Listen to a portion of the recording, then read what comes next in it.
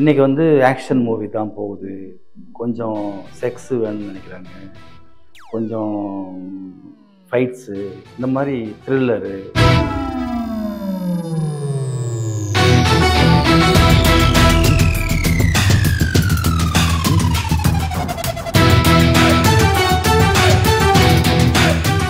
Hi, hello, வணக்கம். நான் உங்கள் கேபிள் சங்கர். நான் இன்னைக்கு யாரை சந்திக்க போகிறேன்னா, தயாரிப்பாளர், மோட்டிவேஷனல் ஸ்பீக்கர், தொழிலதிபர், நடிகர், கவிஞர், எழுத்தாளர், இப்படி பல விஷயமான பன்முகத்தன்மை கொண்ட ஒரு படத்துடைய தயாரிப்பாளர். அது என்ன படம்னா லைசன்ஸ்னு ஒரு படத்துடைய தயாரிப்பாளர். அவருடைய முதல் படைப்பு இது.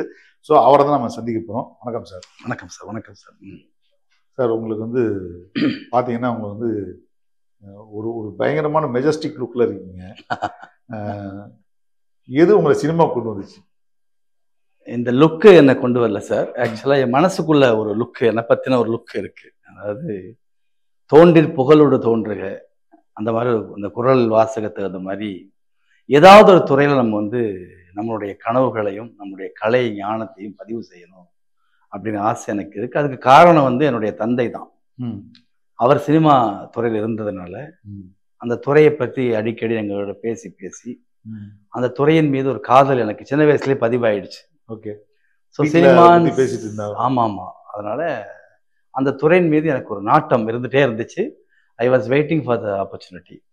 ஸோ சந்தர்ப்பம் வரும்பொழுது என்னை எதுவாக நான் பதிவு பண்ணிக்கலாம் அப்படின்னு பார்க்கும்பொழுது ஒரு திரைப்படத்துறையை தொழில் சார்ந்த துறையாகவும் அதே சமயம் நம்மளுடைய கனவுகளுக்கும் ஒரு இடம் கிடைக்கும்னு நினச்சி அந்த துறையை நான் தேர்வு பண்ணி அப்படி தான் வந்தேன். எங்கேருந்து உங்களுடைய பயணம், உங்களுடைய சினிமா பயணம்ன்ற ஆரம்பம் காரணம் வந்து உங்கள் அப்பாவோட இன்ஸ்பிரேஷன். உங்கள் அப்பா வந்து ஒரு பாடலாசிரியர் நடராஜன், அவர் மறைந்த கவிஞர் நடராஜன் அவர். ஸோ அவரை பற்றி சொல்லுங்கள். அவர் எந்த அளவுக்கு உங்களை இன்ஸ்பயர் பண்ணார்? ஆக்சுவலாக என் தந்தை வந்துங்க சார், சிறு வயதில் ஒரு 12 வயசுலேயே வந்து தாய் மட்டும்தான், தந்தை இழந்துடுறாங்க. அதுக்கப்புறம் அவர் சென்னை நோக்கி வந்துடுறாரு. சினிமாவில் ஒரு ஆர்வம் இருக்குது, நடிக்கணும். பிறவி கவிஞர் அப்பா. ஆக்சுவலாக மரபு கவிதைகளில் பெரிய எக்ஸ்பர்ட். இன்னும் சொல்ல போனால் கண்ணதாசன் இணையாக எழுதுவார் எங்கள் அப்பா. அந்த விஷயத்தில் வந்து 12 வயசில் வந்து எல்டாம்ஸ் ரோட்டில் சங்கிலி முருகன் சாரோட கல்லாப்பட்டி சிங்காரத்தோட ரூம்மேட்டாக இருந்து நாடக நடிகராக தன்னை பதிவு செஞ்சுட்டு புஷ்பலதாங்கிற மேடம், அவங்க தான் வந்து அப்பாவுடைய தொடர் நாடகங்களுக்கு கதாநாயகியாக இருந்தவங்க. ஸோ அப்படி திரைத்துறையில் வந்து தன்னை ஈடுபடுத்தி கவிஞராக, பாடலாசிரியராக கரையெல்லாம் செம்பூ, கொஞ்சம் சிலங்கை, ஹலோ மிஸ் ஜமீன்தார் போன்ற படத்தில் நடிச்சிருக்காரு. அவர் நடனம் ஆடியிருக்காரு. ஸோ பாடலாசிரியராக வந்து அவருக்கு ஜெயிக்கணும்னு ஆசை. ஆக்சுவலாக அந்த பாடல் வந்து திரைப்படத்துக்குள்ள நிறைய பாடல்கள், நிறைய சின்ன சின்ன பாடல் எழுதியிருக்காங்க. குறிப்பாக கரையெல்லாம் செம்பூ படத்தில் மனோரமா அவங்க பாடக்கூடிய அந்த ஒப்பாரிகள், ஏரியில இழந்த மரம், அப்போ அந்த பாட்டு எல்லாமே அப்பாவுடைய கற்பனைக்கு வந்த கதைகள் தான். ஹியூமரஸான ஒரு நபர் அப்பா. பிரதாபத்தன் நடிச்ச படம். எஸ், சுஜாதாவுடைய கரெக்ட். அதில் வந்து ஜமீனா நடிச்சிருக்காரு படத்தில். அப்பா நடிச்சிருக்காரு. ஜிஎன் ரங்கராஜன் நினைக்கிறேன் அந்த படத்தில் இயக்குனர். அப்பாவுக்கு நெருங்கிய நண்பர், அவர் ரொம்ப க்ளோஸ் ஃப்ரெண்டு. ஸோ அதில் போய் அவருக்கு அந்த துறைக்கு அப்புறம் ஒரு பெரிய ஷூட்டப் ஆகும்னு நாங்கள் நினச்சிக்கிட்டு இருந்தோம் ஆக்சுவலாக. பட் அன்ஃபார்ச்சுனேட்லி அவர் வந்து 2000 இந்த மண்ணை விட்டு பிரிந்து விட்டார். நாங்களாம் நினைச்சோம் ஒரு பெரிய அரசவை கவிஞரா, ஒரு புகழ்பெற்ற ஞானமுள்ள ஒரு நபராக வருவாருன்னு நாங்கள் எதிர்பார்த்த அப்பாவை. ஏன்னா அவரெல்லாம் வந்து இன்ஸ்டண்ட்டாக ஒரு கவிதை சொல்லக்கூடிய வெண்பால பெரிய ஆள். வெண்பா பாடக்கூடிய புலவர்களில் பெரிய நபர் அவர். இன்னும் சொல்லப்போனால் கோகுலகிருஷ்ணா அவருடைய திருமணத்தை அப்பா தான் நடத்தி வச்சாரு. அப்புறம் வந்து நிறைய இளையராஜா சாரை கூட களம்புரி சங்கெல்லாம் சொல்லி வாழ்த்தெல்லாம் பாடியிருக்காரு. நிறைய அவருக்கு தொடர்பு இருக்கு நாடகத்துறையிலிருந்தே. அப்பாவை தெரிஞ்சவங்க எவ்வளோ பேர். அதே மாதிரி எல்டாம்ஸ் ரோட்டில் ஏகே சுந்தரம்னு ஒருத்தர் இருந்தார். அவர் அந்த விளம்பரம் எல்லாம் பேசக்கூடிய நபர். அவருடைய பசங்க 2 பேர் நீங்கள் நிறைய முன்னிலை இருக்காங்கன்னு நினைக்கிறேன். அப்பாவுக்கு ரொம்ப ரொம்ப க்ளோஸ். புலவர் கீரன், மதுரை சோமு, கிருபானந்த வாரியார், இவங்க எல்லாமே அப்பாவோட நிறைய தொடர்பு உள்ளவங்க. மதுரை சோமெல்லாம் அப்பாவோட பாட நிறைய பாடியிருக்காரு.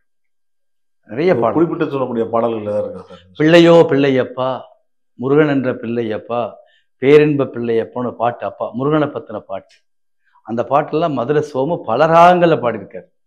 அதே மாதிரி புலவர் கீரன் அப்பா மீட்டிங்ல இருக்கிறப்ப சொல்லுவாரு, நடராஜு உனக்கு எங்கிருந்தரா இந்த எதுகை மோனெல்லாம் வருது உனக்கு அப்படிம்பார். இன்ஃபேக்ட் சம்பந்திக மாதிரி பேசிக்குவார் அப்பாவும் புலவர் கீரனும். அவருடைய மகளை எனக்கு திருமணம் வைக்கணும்லாம் பேசியிருக்காங்க. அந்த அளவுக்கு ரொம்ப நெருக்கம். எனக்கு அவர் புலவர் கீரன் வந்து வெளிநாடுகள் போகும்போது எனக்கு பேண்ட் ஷர்ட் எல்லாம் கொண்டு வந்து வாங்கி கொடுத்துருக்காரு. நான் அவரோட நெருங்கி பழகியிருக்கேன். இந்த ரோட்டில் இதில் ஸ்வாகத் ஹோட்டலில் நினைக்கிறேன், அங்கே வச்சு அவங்க கூட பேசியிருக்காங்க. அந்த மாதிரி கிருபானந்த வாரியாருக்கு முன்னாடி அப்பா நிறையா கவிதைகள்லாம் வாசிச்சிருக்காரு. நாங்கள் வந்து 24 மனை தெலுங்கு செட்டியார் சமூகம். அதனால எங்கள் சமூகத்தில் எங்கள் அப்பாவோட கவிதைகள் இல்லாமல் கல்யாணமே நடக்காது. அவ்வளோ பிரபலமான ஒரு எழுத்தாளர். ஸோ அவ்வளோ பிரபலமான ஒருத்தருடைய மகன் நீங்கள் வந்து தோன்றி புகழோடு தோன்றுங்கன்ற ஒரு எண்ணத்தோட இன்னும் புகழ்படுறதுக்கான வேலைகளை வந்து இறங்கிருக்கீங்க. எப்படி வந்து இந்த சினிமாவுக்குள்ள உங்களுக்கு உங்க அப்பாவோட இன்ஃப்ளூயன்ஸ்ல வந்துட்டீங்க? சினிமா தயாரிக்கணும் அப்படின்னு எப்போ முடிவு பண்ணீங்க? தயாரிக்கிறதுங்கிறது எனக்கு திட்டம் இல்லை சார். ஆக்சுவலாக தயாரிக்கணும்னு சொன்னால் பணம் வேணும். நம்ம கஷ்டப்பட்டு 50 ஆண்டுகள் 52 ஆண்டுகள் மிகுந்த தேடுதலுக்கும் உழைப்புக்கும் மத்தியில் இறைவனுடைய பிளெஸ்ஸிங்ஸில் எனக்கு வந்து சிறுக சிறுக ஒரு தொகையை நான் இதை நோக்கி செலுத்தணும்னு சொல்லி செலுத்தி கொஞ்சம் அதில் ஈடுபாடு எனக்கு பணம் சேர சேர அதிகம் வரும் பொழுது எந்த துறைக்குள்ளே போகலாம் பொதுவாக அப்படின்னு தேர்வு பண்ணி பார்க்கும் பொழுது ரியல் எஸ்டேட்டில் மற்ற துறைகள் எல்லாம் ஹை காம்படிஷன் இருக்கு. என்னுடைய இண்டிவிஜுவாலிட்டி தெரியணும், என்னுடைய தனித்துவம் தெரியணும்னு சொன்னால் இந்த துறை எனக்கு ரொம்ப மேட்ச் ஆச்சு. அதுக்கு நிறைய எதிர்ப்பு இருந்துச்சு வீட்டில எல்லாம். மனைவி எல்லாம் அதுக்கு உடன்படிக்கை இல்லை. இன்னும் சொல்ல போனால் 15 ஆண்டுகளுக்கு முன்னாடி நடிகர்கள்லாம் வாய்ப்பு வந்துச்சு. நடித்தேன். படத்துக்கு பெயர் வைக்கப்படாத படத்துல நிறைய நடித்தேன். நடிச்சிட்டு கீழே என்னுடைய போஸ்டர்ஸ் எல்லாம் எடுத்து மனைவி கிழிச்சே போட்டாங்க. இதுக்குள்ள போயிடக்கூடாது, கன்சர்வேட்டிவ். அவன் வந்து கணவன்கிறவன் தன்னுடைய அருகாமையில் இருக்கணும், எல்லா பெண்களுக்கு உண்டான விஷயமா இருக்கலாம். பட் அந்த மாதிரி ஒரு எண்ணத்துல எனக்கு அனுமதி கிடைக்கல. அப்புறம் ஒரு ஸ்டேஜுக்கு அப்புறம் நான் சொன்னேன், வயது கடந்துட்டோம். ஒருவேளை உங்களுக்கு வந்து அந்த டைம்ல நீங்க நடிச்சிருந்தீங்கன்னா ஒரு பெரிய ஹீரோவா வந்திருக்க மாட்டேன். பட் கண்டிப்பா ஒரு பேசப்படக்கூடிய கேபிள் சங்கர் சார் அளவுக்கு ஒரு புகழ் ஆயிருப்பேன் சினிமாவில். உங்கள அளவுக்காவது நோன் ஃபேஸ் ஆயிருக்கலாம். பட் இப்போ உங்களுக்கு நடிக்க எப்போ அனுமதி கொடுத்தாங்க? அனுமதிங்கிறத விட சார், அந்த அனுமதியை தாண்டி ஒரு குறிப்பிட்ட வயதை கடக்கும் பொழுது இனி வந்து நம்மளுக்கு வந்து ஒரு வாய்ப்பு தருவோமே அப்படிங்கிற மாதிரி மனைவி நினைச்சிருக்கலாம்.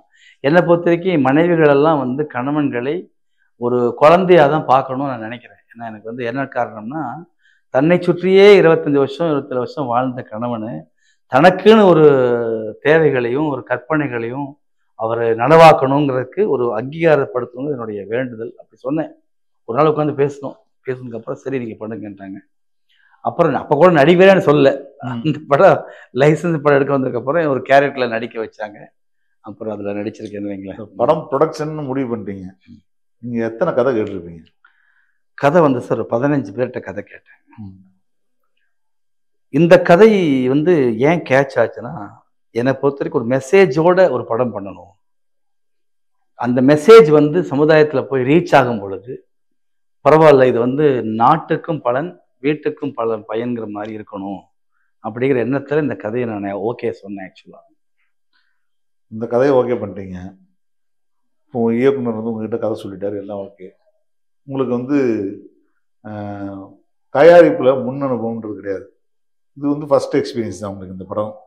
இந்த படம் எந்த மாதிரியான அனுபவத்தை கொடுத்துச்சு உங்களுக்கு ஒரு பட தயாரிப்பு? ஆக்சுவலா சார், தயாரிப்பு என்பது எனக்கு முதல் தயாரிப்பு தான். ஆனால் இன்னைக்கு இந்த மீடியாவுடைய பணிகளும் டெக்னாலஜினுடைய ரீச்சும் ஒரு திரைப்பட தயாரிப்புக்கு என்னென்னலாம் தேவை அப்படிங்கிறது எனக்கு ஒரு சிறிய ஞானம் கிடைச்சிது. டெக்னிக்கலாக யார் தேவை, நடிப்பதற்கு யார் தேவை, ஒரு நாள் ப்ரொடக்ஷன் பண்ணி ஷூட் பண்ணணுன்னா என்ன எக்ஸ்பென்ஸ் ஆகுங்கிறத ஓரளவுக்கு பட்ஜெட்டடாக நான் வந்து ஒரு கற்று வச்சுருந்தேன் வைங்களேன். அப்போ அந்த அனுபவத்தில் சரி, மெயின் என்னென்னா பணம் புழங்குற இந்த இண்டஸ்ட்ரிக்குள்ள பொறுமை ரொம்ப முக்கியம். ஸோ அந்த பொறுமையை நான் வந்து வளர்த்திக்கிட்டு தான் இந்த இதுக்குள்ளே வந்தேன். நீங்கள் அதாவது எந்த திரைப்படமும் அனுபவத்தை கொடுக்குதும், அந்த அனுபவத்தில் நிறைய அனுபவம் இருக்கு. எனக்கு நிறைய வந்து நம்ம எதிர்பார்க்காத விஷயங்கள் நடக்கும். அந்த மாதிரியான ஒரு நான் எதுக்காக இந்த கேள்வி கேட்குறேன்னா, நம்ம இப்போ நீங்கள் ஒரு மோட்டிவேஷனல் ஸ்பீக்கராக இருக்கீங்க, ஒரு தொழிலதிபர் வேற ஒரு தொழில்களில் வந்து நீங்கள் இன்வெஸ்ட் பண்ணியிருக்கீங்க, அதுக்கான சிஸ்டம் இருக்கு. இது வந்து ஒரு சிஸ்டத்துக்குள்ளே அடங்காத தொழில். இது ஒரு ரூல்ஸ் அண்ட் ரெகுலேஷனுக்குள்ளே வராது. அப்போ உங்களுக்கு எப்படி ஃபீல் பண்ணீங்க இந்த தொழிலில்? நீங்கள் என்னடா அது நம்ம நடக்குது அப்படின்னு யோசிச்சிங்களா? கரெக்டு தான் சார். எண்ட் ஆஃப் த டே நாம் போட்ட பட்ஜெட்டுக்கும் இதுக்கும் எப்படி வீடு கட்டும் பொழுது ஒரு இன்ஜினியருடைய சொல் மாறுகிறதோ அது மாதிரி ஷூட் பண்ணும் பொழுது டைரக்டருடைய சொல் மாறத்தான் செய்யும். அந்த காட்சிக்கு, அந்த சீனுக்கு, அந்த கதைக்கு உண்டான விஷயத்திலிருந்து கொஞ்சம் அவங்க டீவியேட் ஆகுறாங்க. எப்படின்னா லொக்கேஷனில், நடிக்கக்கூடிய நடிகர்களில், அப்போ ஷூட்டுக்கு தேவையான ப்ராப்பர்ட்டிஸில், ஆர்ட் செக்ஷனுக்குள்ளே, இதெல்லாம் நம்மளை அறியாமல், அவங்களே அறியாமல் சம்டைம் அது பவுன்ஸ் ஆகும். உதாரணத்துக்கு ஒரு பாட்டு எடுத்தோம் அந்த படத்தில். அந்த பாட்டு சீன் பார்த்தீங்கன்னா 4 நாள் ஷூட்டு போச்சு ஆக்சுவலாக. காரணம் ஸ்கூலில் எடுத்தோம், விஜிபியில் எடுத்தோம், எல்லா பக்கம் எடுத்தோம். அதுக்கு மட்டுமே ஒரு செலவாச்சு. அதெல்லாம் நான் எதிர்பார்க்காத விஷயம். அதே மாதிரி ஒரு சீனில் கடைசி இதில் பார்த்தீங்கன்னா இந்த படத்தில் நிறைய நோன் ஃபேஸஸ் இருக்காங்க. சின்ன சின்ன வேடத்தில் தான், பட் நோன் ஃபேஸஸ் இருக்காங்க. கடைசி சீனில் ஒரு பொண்ணு நடிக்கணும். அந்த பொண்ணு வந்து யோகி பாபு கூட நடித்த ஒரு பொண்ணு தான் வேணும்னு சொல்லி டைரக்டர் கேட்டார். அந்த பொண்ணுக்கே ஒரு பெரிய சம்பளம் தான் கொடுத்தோம் ஆக்சுவலாக. அந்த பொண்ணு தான் வரணுன்ட்டார். அந்த மாதிரி சில பிடிவாதங்களை அவர் முன்வைக்கும் பொழுது ஒரு கட்டத்தில் எனக்கு கோபம் வரும். ஆனால் நம்ம படத்தை தானே கேட்குறாரு அவரு அப்படிங்கிறப்போ, அவர் யாருக்கோ கேட்கலையே அப்படிங்கிறப்ப அதை நான் எடுத்துக்கிட்டேன். அந்த மாதிரி எனக்கு அனுபவம் நிறைய ஆச்சு. ஸோ இப்போ நீங்கள் வந்து உங்கள் படத்துக்கு அவர் செலவு பண்ணுறாரு, உங்களுடைய சிஸ்டம்லாம் புரிஞ்சுக்கிட்டீங்க. உங்களுக்கு நம்ம கொடுத்ததெல்லாம் செலவு பண்ண பணம்லாம் படமாக உங்களுக்கு எப்படி தெரிஞ்சுது? படம் பார்க்கும்போது பரவாயில்ல, இன்னும் கொஞ்சம் ஏதாவது கொடுத்துக்கலாம். வாழ்க்கையில் ரொம்ப உணர்ச்சி வசப்பட்ட தருணம் அது ஆக்சுவலாக. ஒரு படத்தை பார்க்கறதுக்கு எங்கள் அப்பா கிட்ட நான் 100 ரூபா கேட்டு ஓரியான்ருக்கேன். தரமாட்டேன்னு சொல்லியிருக்காரு. இன்டர்வெல்லில் சாப்பிடணும், அது தனியாக பணம் வேணும். இப்படி நிறைய எல்லாருக்கும் அந்த அனுபவம் இருக்குது. ஸோ அதெல்லாம் தாண்டி ஒரு படத்தை நம்ம எடுத்துக்கிறோம். அந்த படத்தெல்லாம் ஷூட்டு முடிச்சுட்டு ஃபர்ஸ்ட் காப்பி வந்ததுக்கப்புறம் ப்ரிவ்யூ பார்க்குறக்கா உட்காரும் பொழுது டைட்டிலில் என்னுடைய ப்ரொடக்ஷன் நேமு, எங்கள் அப்பா அம்மா ஃபோட்டோ எல்லாம் போடும் பொழுது நான் நிறையாமல் அழுத்தேன் ஆக்சுவலாக. நம்ம ஒரு படம் எடுத்துருக்கிறோம் அப்படின்றது உணர்ச்சிப்படக்கூடிய அந்த தருணத்தை வந்து நான் ரொம்ப ரொம்ப ரசித்தேன். மானிட்டரி வைஸ் வந்து இன்றைக்கி வந்து படத்தினுடைய ரிலீஸ் வரைக்கும் நம்ம சொல்ல முடியறதில்லை. ஏன்னா படத்தை பெரிய பேச்சு இருக்குது, படம் நல்லா இருக்குது, சூப்பராக வந்திருக்கு கண்டென்ட்டு, இந்த படத்துக்கு இன்டர்வெல்லே தேவையில்லையே. நிறைய பேர் ஏர் மார்ஷல்ஸ் இந்த மாதிரி பெரிய பெரிய ஆட்கள்லாம் அதை பற்றி பேசியிருக்காங்க, படத்தை ப்ரிவியூவில் பார்த்துருக்காங்க. ஒவ்வொருடைய கமெண்ட்டும் இது வரைக்கும் எல்லாருடைய கமெண்ட்லேயும் படம் மோசம்னு சொல்லவே இல்லை. அதனால் எனக்கு தியேட்டர்கள் போகலாம் அப்படிங்கிற எண்ணம் எனக்கு வந்துச்சு.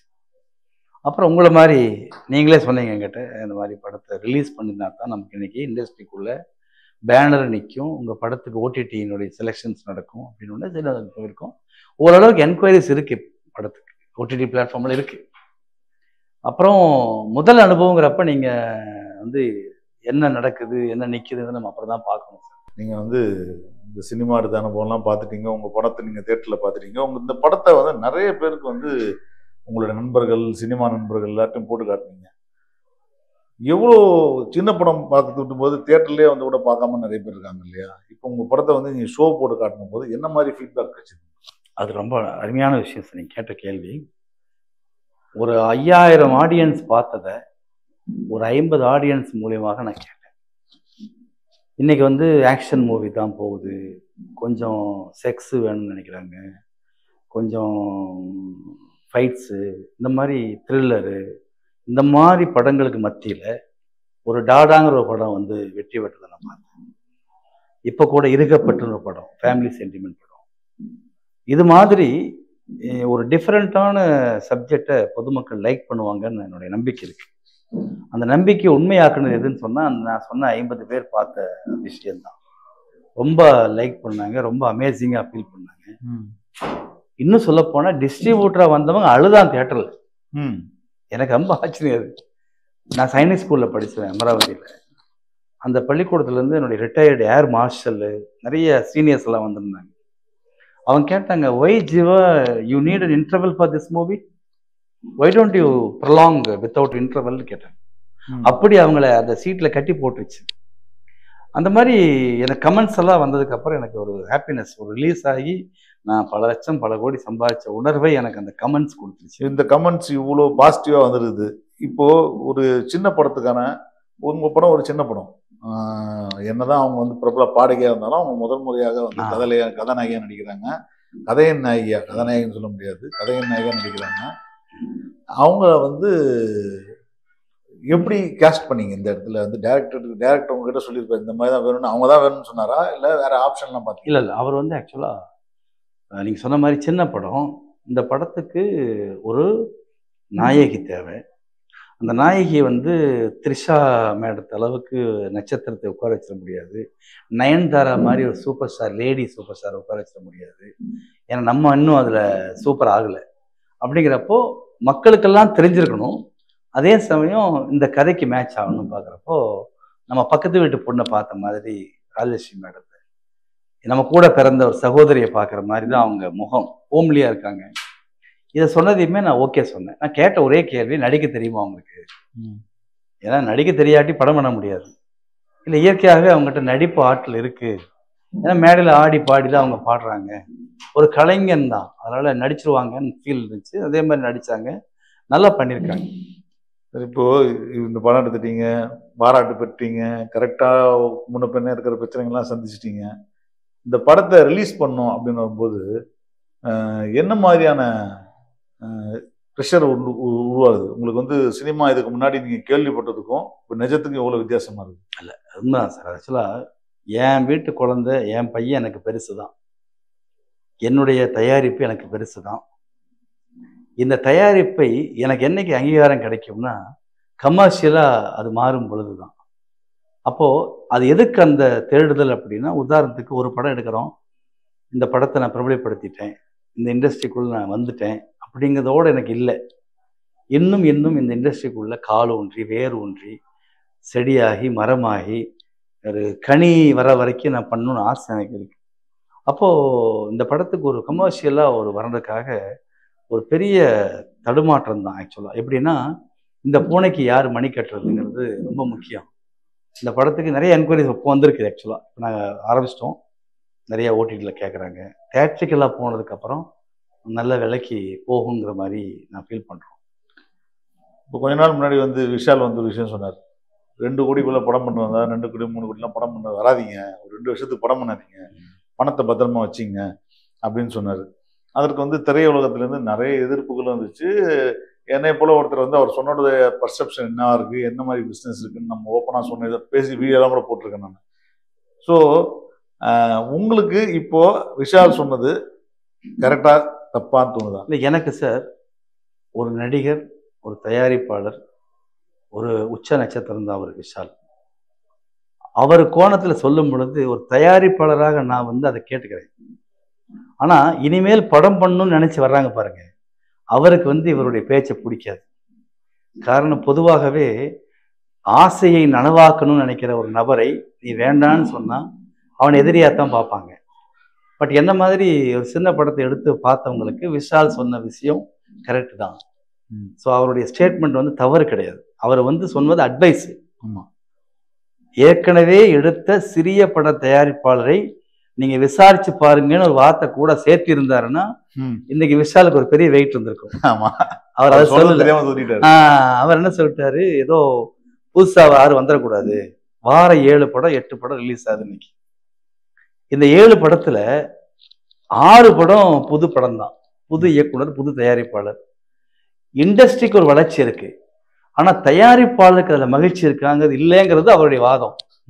அவர் என்ன சொல்லியிருக்கணும், புதுசா வந்த தயாரிப்பாளரை ஏற்கனவே படம் எடுத்து நொந்து நூடுல்ஸ் ஆனவங்களை கேட்டு பார்த்துட்டு நீங்க வாங்க அப்படின்னு சொல்லியிருந்தாருன்னு நீங்க விஷாலுக்கு பெரிய ஓட்டு விழுந்திருக்கு. சொல்ல தவறிட்டு. அப்போ வந்து அவர் சொன்னது பர்செப்ஷன் நிச்சயமா முதல் பட தயாரிப்பாளரா உங்களுக்கு வந்து வேற பல அனுபவங்கள் இருக்கலாம். ஆமா, இப்ப எந்த சார், இப்ப எப்படின்னா, நான் வந்து இந்த படத்துக்கு ஒரு பிரேக் ஈவன் கிடைச்சா போதும் நான் நினைப்பேன். நிறைய பேர் கடனை வாங்கி கந்து வட்டிக்கு வாங்கி வீட்டு அடமானம் வச்சு நகையை வச்சு வந்தவங்க, அவங்களுக்கு இந்த பிரேக் ஈவன் அவங்களை காப்பாற்றாது, அது பிரேக் ஆகிடும். ஸோ எப்படி தயாரிப்பாளர் உள்ள வராங்கிறத பொறுத்து தான் தயாரிப்பாளருடைய மனநிலை இருக்கும். நானும் விஷால் சார் சொன்ன மாதிரி அந்த அட்வைஸ் நான் ஏற்றுக்கிறேன், நானும் அதை சொல்ல விரும்புகிறேன். தடம் பண்ணுங்க, கம்ஃபர்டபுள் ஜோன்ல இருந்தா பண்ணுங்க. பொதுவா நான் ஒரு ட்ரெயினர், அதனால என்ன சொல்லுவேன்னா, இன் எனி இன்வெஸ்ட்மெண்ட், நீ வாழ்க்கையில எந்த இன்வெஸ்ட்மெண்ட்டுக்கு போயிட்டாலும் உன்னிடம் இருக்கின்ற செல்வத்தில் 1/3 ஒரு பங்கை மட்டுமே நீ செலுத்து. நான் வந்து எல்லாத்தையும் கொண்டுட்டு இங்க வந்துட்டேன்னு சொன்னா தப்பது, வரக்கூடாது. 3 ஒரு பங்கை எந்த துறையாக இருந்தாலும், சினிமான்னு சொல்லுது, வந்துட்டு அதுல நீ சர்வைவ் ஆகிறியா இல்லையா, ஒரு வேளை உனக்கு அது வெற்றியை கொடுக்கல அப்படி சொன்னா நீ திரும்ப சென்று உன்னிடம் இல்ல மீதி 2 பங்கில் நீ மகிழ்ச்சியா வாழ்ந்துட முடியும். ஆனா 3ஐயுமே கொண்டு வந்துட்டா தவறு. அப்போ கரெக்டுன்றீங்க. சரி, இதெல்லாம் உங்களுக்கு சினிமா படம் எடுத்த அனுபவம் எல்லாம் ஓகே. இந்த படத்தில் ஒரு முக்கியமான ஒரு கேரக்டர் பண்ணியிருக்கீங்க. அது வந்து ஸ்பாய்லராக இருந்தாலும் பரவாயில்ல, ஒரு நெகட்டிவ் கேரக்டர் பண்ணியிருக்கீங்க. இந்த படம் வந்து முதல் படம், உங்களுக்குன்னு சமூகத்தில் ஒரு மிகப்பெரிய மரியாதை இருக்குது. உங்களுக்கு ட்ரெயினர்னு ஒரு பெரிய மோட்டிவேஷனல் ட்ரெயினர் இருக்குது. உலகம் ஃபுல்லாக அந்த மாதிரி கிளாஸ் எடுக்கிறீங்க, பேசுகிறீங்க. உங்களை பார்த்து நீங்கள் பேசுறதை வச்சு வாழ்க்கையில் அடுத்த லெவலுக்கு போகிறவங்களாம் இருக்கிறாங்க. நீங்கள் வந்து இந்த கதையில் வந்து ஒரு மிகப்பெரிய முக்கியமான வில்லனாக நடிச்சிருக்கீங்க. இதை பற்றி உங்களுக்கு கருத்து என்ன? ஆக்சுவலாக சார், நீங்கள் சொன்னதா எனக்கு அதில் உடன்படிக்கை இல்லை. இந்த படம் ஷூட் நடந்துட்டு இருக்கையில் இயக்குனருடைய சீனியர் சுசீந்திரன் சார் வந்திருந்தார். வந்து சொன்னார், இந்த படத்துக்கு ஒரு வில்லன் தேவை, இந்த கதைக்கு. கேரக்டர்லாம் கேட்டு வரையில் என்னோட கேரக்டரை இவரை வில்லன் ஆக்கியிருக்கேன்ட்டு. அப்படி ஆனது தான் நான் வில்லன். ஆக்சுவலாக என் ஃப்ரெண்ட்ஸே பார்த்துட்டு எனக்கு ரொம்ப க்ளோஸ் சர்க்கிள் இருக்கிறவங்க எல்லாம், ஜீவா எப்படி நெகட்டிவ் நீ எடுத்துக்கிட்ட, ஆச்சரியமா இருக்கு எனக்கு, என்ன ஃபீல் பண்ணுறவங்க எல்லாம். பட் கதையில் பார்த்தீங்கன்னா அவங்க படத்தில் பார்த்தா தெரியும், அது வந்து சந்தர்ப்பத்திற்காக நடந்த ஒரு விஷயங்கள்.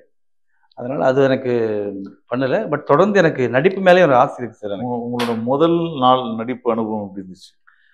நான் வந்து முன்னாடி நடிச்சதெல்லாம் விட்டுருங்க, நான் இந்த படத்துக்கு முன்னாடி நடிச்சிருக்கேன்றீங்க, அது ஒரு ஆரம்ப வயசுல இருந்தது. இப்போ உங்களுக்கு வந்து ஃபர்ஸ்ட் டைம் நீங்க வந்து ஸ்க்ரீன்ல வந்து வரீங்க. இல்லை, எனக்கு வந்து சார் உண்மையை சொல்ல போனா, நான் பொதுவாக அந்த மேடையில் பேசும்பொழுது என்னை சுற்றி கேமராஸு லைட்ஸு பார்த்து பழகிட்டேன்.